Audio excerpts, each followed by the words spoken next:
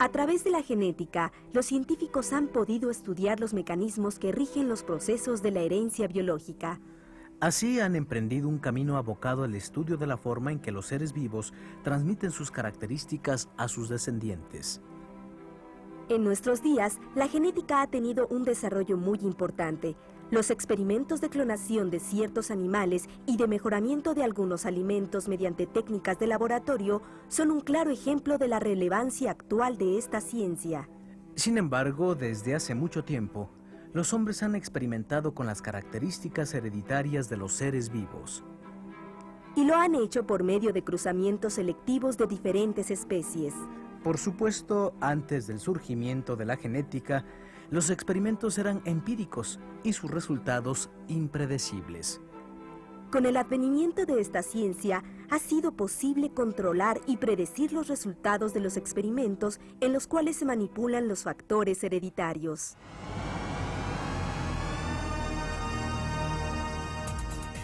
Para comprender la genética, es necesario tener en mente conceptos como el de genotipo, fenotipo, caracteres dominante y recesivo, y homocigoto y heterocigoto.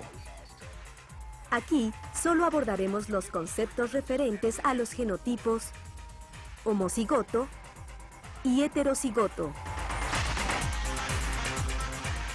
Cuando un organismo hereda caracteres idénticos de sus progenitores, se dice que su genotipo es homocigoto.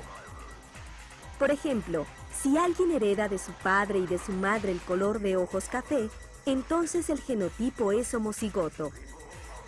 Se le considera homocigoto porque la característica heredada de sus progenitores es idéntica. El caso contrario sucede cuando un organismo hereda caracteres diferentes de sus progenitores. Se dice entonces que su genotipo es heterocigoto. Por ejemplo, si alguien hereda de su padre un color de ojos y de su madre otro, entonces su genotipo es heterocigoto. Este par de conceptos, junto con los de carácter dominante y carácter recesivo, son fundamentales para entender los mecanismos de la herencia. Una vez aclarado esto, nos encontramos listos para visitar a uno de los pioneros en los estudios genéticos. ¿Lo conoces bien? Se trata del monje austriaco Gregorio Mendel.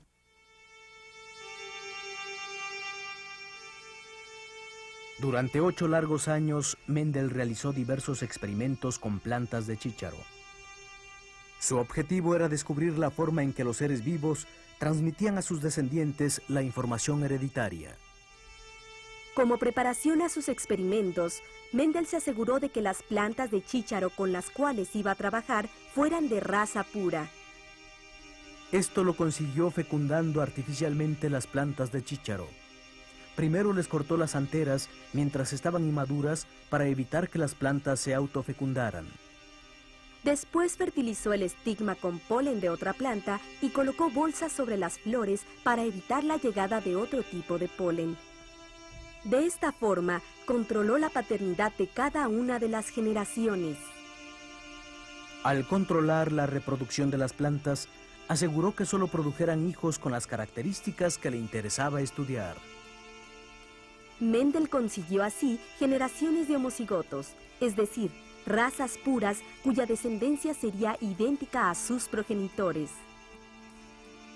De esta manera, las plantas de tallo alto solo darían origen a plantas de tallo alto, y las plantas de tallo corto solo tendrían descendientes con tallo corto.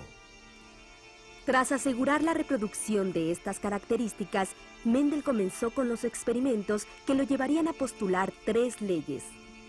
La ley de los caracteres dominantes, la ley de la segregación de caracteres y la ley de la independencia de los caracteres.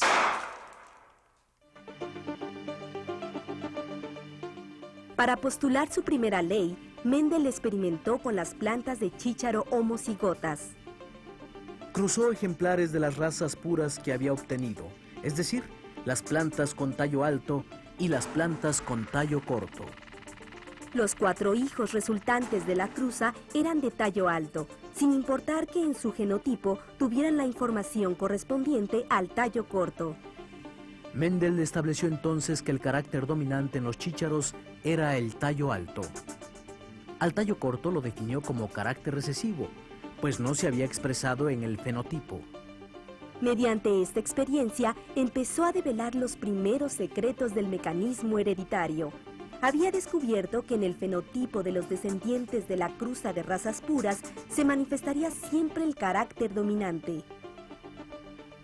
De esta forma, Mendel enunció su primera ley, la ley de los caracteres dominantes.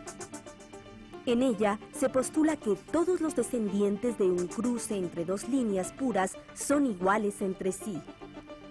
El genotipo de esta primera generación se encontraba conformado por las características de las dos plantas progenitoras. En otras palabras, en el genotipo había información con la posibilidad de que las plantas tuvieran tanto el tallo largo como el tallo corto. Mendel lo apuntó con la simbología que había ideado. En el fenotipo, en cambio, se manifestaba solo el carácter de tallo alto. A esta primera generación de plantas de tallo alto, Mendel la llamó F1.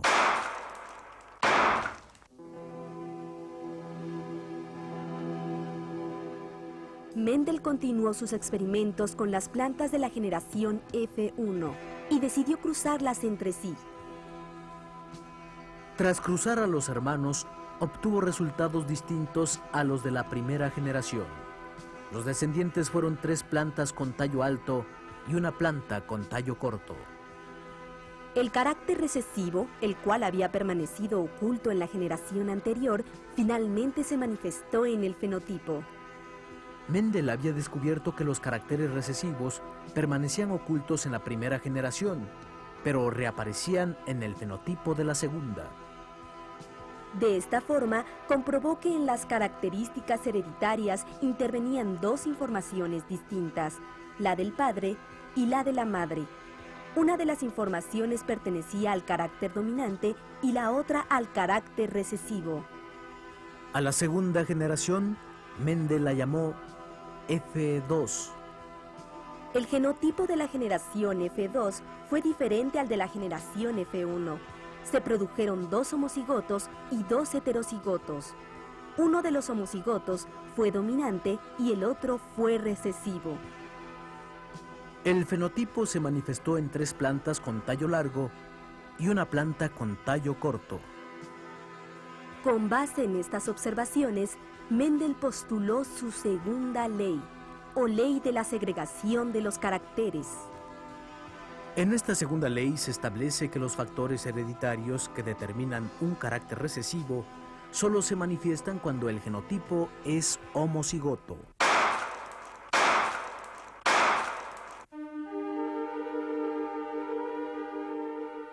En la tercera etapa de sus experimentos, Mendel efectuó cruzas entre plantas de chícharo que diferían en 2 características. Con estos cruzamientos, pretendía saber si 2 caracteres distintos se encontraban relacionados o actuaban de manera independiente cuando la planta se reproducía. En otras palabras, trataba de determinar si una característica interfería en la manifestación de otra. Para comprobarlo, Mendel cruzó plantas que producían semillas lisas y de color amarillo con otras que producían semillas rugosas y verdes. En la primera generación, todos los descendientes produjeron semillas lisas y amarillas. Solo aparecieron los caracteres dominantes y los recesivos permanecieron ocultos. Después, Mendel sembró las semillas lisas y amarillas. Las plantas crecieron y se fecundaron. Los resultados fueron los siguientes. De un total de 16 individuos, 9 produjeron semillas lisas y amarillas, 3 semillas lisas y verdes, 3 semillas rugosas y amarillas, y unas semillas rugosas y verdes.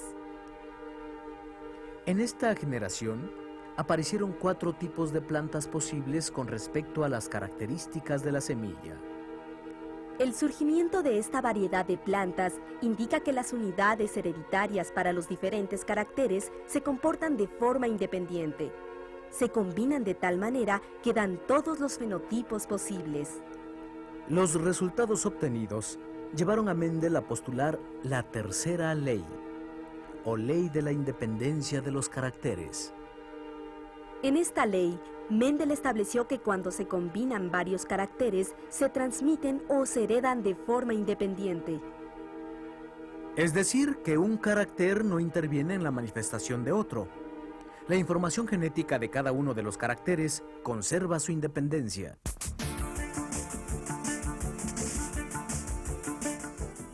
Los resultados obtenidos por Mendel constituyeron la base de la genética. Los principales conceptos que se desprenden de sus experimentos son los siguientes.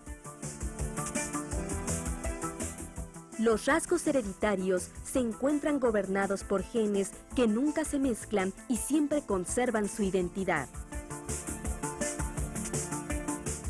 Aunque un carácter sea dominante, los caracteres recesivos tienen la posibilidad de manifestarse en el fenotipo. Un organismo adulto cuenta con 2 copias de un carácter. Cada una de estas copias proviene de sus respectivos progenitores.